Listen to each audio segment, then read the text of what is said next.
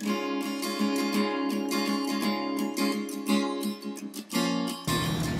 guys, it's Brian Owens here. I'm the head brewer for O'Fallon Brewery. We're here today to talk about our new winter seasonal CocoaLatte. CocoaLatte will be out this year from November through December, so just a short 2-month seasonal. I'll give you a little bit of background on this beer.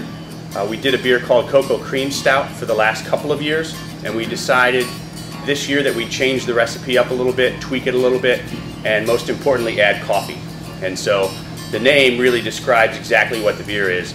We've got low-fat cocoa powder, artisanal small batch coffee, and lactose sugar, which gives that kind of creamy sweetness to milk sugar. So you've got coffee, you've got chocolate, you've got cream. It's really going to be a wonderful beer. I'll talk a little bit about some of the ingredients that we use in the particular beer and what we were thinking when it came to the flavor profile with using cocoa and coffee. So the beer itself comes in at 5.9% alcohol by volume, so it's by no means over the top. But what we really wanted to focus on was a nice creamy mouthfeel like you would get in a cup of coffee or cocoa. And so the mash temp is a little bit higher so we can keep some of that sweetness in the beer. The IBUs, or the bitterness in the beer, is around 17 IBUs. So we keep the bitterness way down, again focusing on the malt profile, the coffee and the chocolate. Fun part about this project is that we're working with two local producers for the coffee and the cocoa, and so we're collaborating with two local guys to really enhance the flavor of this beer. Bissinger's is a local chocolate confection company that's been around. The name and the family of Bissinger's has been around since the 1600s back in France. But I think they started here and moved here in St. Louis around 1929. These guys are one of the last handcrafted chocolate makers in the world.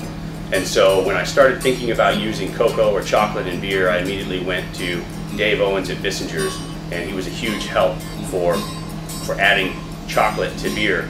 And one of the challenges with doing that is that chocolate has a lot of fat, and fat and beer don't mix. Fat really is detrimental to the head on a beer, and so Dave suggested this low-fat cocoa powder, which really gives a nice natural deep cocoa flavor.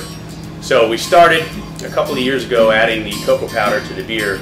We use 50 pounds of low-fat cocoa powder per batch. So in this brew kettle next to me here, in about 500 gallons of beer, we had 50 pounds of low-fat cocoa powder.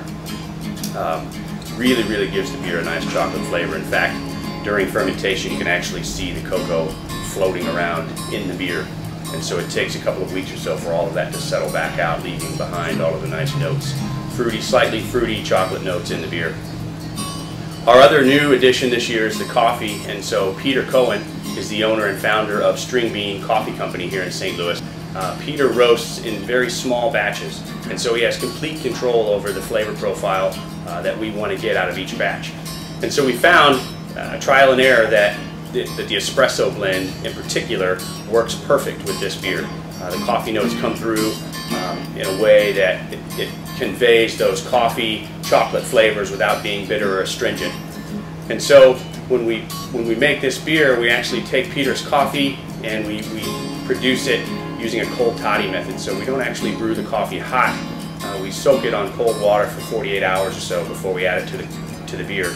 And so what that does, it takes away from some of the strength of the coffee, but because we're using that strong, bold espresso blend, we get all of those flavor components that we like without the bitterness or astringency that we don't want in the beer. And so it makes for a really well-balanced beer. So to sum everything up, we end up with a sweet stout or a cream stout. Focus being on the sweet malty side. We had just enough hops to balance out the sweetness of the malt, but really we want to focus on those chocolate notes, those coffee notes.